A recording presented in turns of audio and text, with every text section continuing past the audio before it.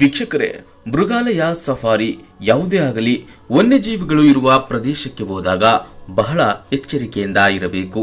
ಪ್ರಾಣಿಗಳಿಗೆ ತಿಂಡಿ ಕೊಡುವುದಾಗಲಿ ಅಥವಾ ಕೀಟಲೆ ಮಾಡುವುದಾಗಲಿ ಮಾಡಬಾರದು. ಮೃಗಾಲಯದ ಸಿಬ್ಬಂದಿಯು ಕೂಡ ಇದೇ ಎಚ್ಚರಿಕೆಯನ್ನ ನೀಡ್ತಾರೆ. ಕೀಟಲೆ ಮಾಡಿ ಅಥವಾ ತಿಂಡಿ ಕೊಡಲು ಹೋಗಿ ಎಷ್ಟೋ ಮಂದಿ ಕ್ರೂರ ಪ್ರಾಣಿಗಳ ಕೈಗೆ ಸಿಲುಕಿ ಗಾಯಗೊಂಡಿರುವುದನ್ನ ನೀವು ನೋಡಿರುತ್ತೀರಿ.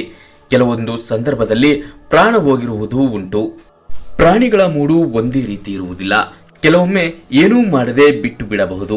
ಅದು ಕೂಡ ಅದೃಷ್ಟ ಚೆನ್ನಾಗಿದ್ದಾಗ ಮಾತ್ರ. ಅದೃಷ್ಟ ಕೆಟ್ಟದಾಗಿದ್ರೆ ಅವರ ಪರಿಸ್ಥಿತಿ ಹೇಗಿರುತ್ತೆ ಅಂತ ಒಮ್ಮೆ ನೀವೇ ಊಹೆ ಮಾಡಿಕೊಳ್ಳಿ. ಇತ್ತೀಚೆಗಂತೂ ಎಲ್ಲರಿಗೂ ಸೆಲ್ಫಿ ತೆಗೆದುಕೊಳ್ಳುವ ಅಭ್ಯಾಸ ಜಾಸ್ತಿನೇ ಇದೆ. ಎಲ್ಲೇ ಹೋಗಲಿ ಫೋಟೋ ಅಥವಾ ಸೆಲ್ಫಿ ಇಲ್ಲದೆ ವಾಪಸ್ ಬರುವುದಿಲ್ಲ.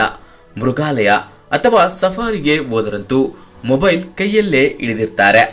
ಆದರೆ ಇದೇ ಸೆಲ್ಫಿ ಹುಚ್ಚು ಕೆಲವೊಮ್ಮೆ ಎಂತ ಸಂಕಷ್ಟಕ್ಕೆ ಸಿಲುಕಿಸಿ ಬಿಡುತ್ತೆ ಗೊತ್ತಾ? 2020ರಲ್ಲಿ ನಡೆದ ಈ ಒಂದು ಸಣ್ಣ ಘಟನೆಯನ್ನ ಹೇಳ್ತೀನಿ ನೋಡಿ. ಅದಕ್ಕೂ ಮುನ್ನ ನೀವಿನ್ನೂ ನಮ್ಮ ಚಾನೆಲ್ಗೆ ಸಬ್ಸ್ಕ್ರೈಬ್ ಆಗಿಲ್ಲ ಅಂದ್ರೆ ಕೂಡಲೇ ಸಬ್ಸ್ಕ್ರೈಬ್ ಮಾಡ್ಕೊಳ್ಳಿ. ಈ ವಿಡಿಯೋ ಇಷ್ಟವಾದ್ರೆ ಒಂದು ಲೈಕ್ ಕೊಡಿ. ವೀಕ್ಷಕರೇ, ಈ ಘಟನೆ ನಡೆದಿದ್ದು ಸೌತ್ ವೆಸ್ಟ್ ಲಂಡನ್ ನಲ್ಲಿರುವ ರಿಚ್ಮಂಡ್ ಜಿಂಕೆ ಪಾರ್ಕಿನಲ್ಲಿ. ಪಾರ್ಕ್ ಅಂದ ಕೂಡಲೇ ಯಾವುದೋ ಸಣ್ಣ ಪಾರ್ಕ್ ಅಂದುಕೊಳ್ಳಬೇಡಿ, ಅದೊಂದು ಸಫಾರಿ ಪಾರ್ಕ್. 2020ರ ಅಕ್ಟೋಬರ್ ತಿಂಗಳಲ್ಲಿ ಯುವತಿಯೊಬ್ಬಳು ಈ ಪಾರ್ಕಿನಲ್ಲಿ ಜಿಂಕೆಯ ಫೋಟೋ ತೆಗೆಯಲು ಹೋಗ್ತಾಳೆ. ತನ್ನ ಇನ್ಸ್ಟಾಗ್ರಾಮ್ಗೆ ಅಪ್ಲೋಡ್ ಮಾಡಬೇಕಂತ ಫೋಟೋ ತೆಗೆಯುವಾಗ ಆಕೆ ನಿರೀಕ್ಷೆ ಮಾಡಿರದ ಘಟನೆಯೊಂದು ನಡೆಯುತ್ತೆ.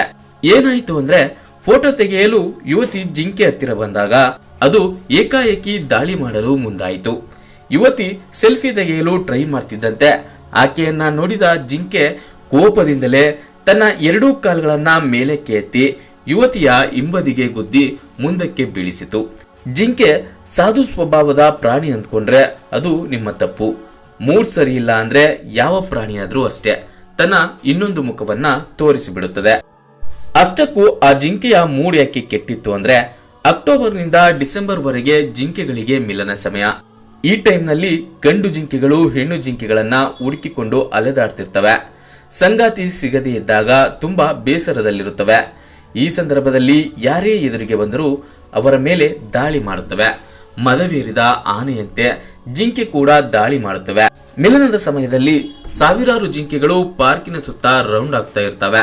ಈ ವೇಳೆ ಒಂದು ಹೆಣ್ಣು ಜಿಂಕೆಗಾಗಿ ಎರಡು ಗಂಡು ಜಿಂಕೆಗಳು ಎದುರಾದ್ರೆ ಸಾಕು, ಎರಡೂ ಸಹ ಕೊಂಬುಗಳಲ್ಲಿ ಲಾಕ್ ಮಾಡುವ ಮೂಲಕ ಸಂಗಾತಿಗಾಗಿ ದೊಡ್ಡ ಯುದ್ಧವನ್ನೇ ಮಾಡುತ್ತವೆ. ಇಂಥ ಪರಿಸ್ಥಿತಿಯಲ್ಲಿ ಯುವತಿ ಹೋಗಿ ಜಿಂಕೆ ಮುಂದೆ ಫೋಟೋ ತೆಗೆದುಕೊಂಡ್ರೆ ಅದು ಸುಮ್ಮನೆ ಬಿಡುತ್ತಾ? ಖಂಡಿತ ಇಲ್ಲ. ವೀಕ್ಷಕರೇ, ಯುವತಿಯ ಅದೃಷ್ಟ ಚೆನ್ನಾಗಿತ್ತು. ಅದಕ್ಕೆ ಆಕೆ ಯಾವುದೇ ಹಾನಿಯಾಗದೆ ಬಚಾವಾದಳು.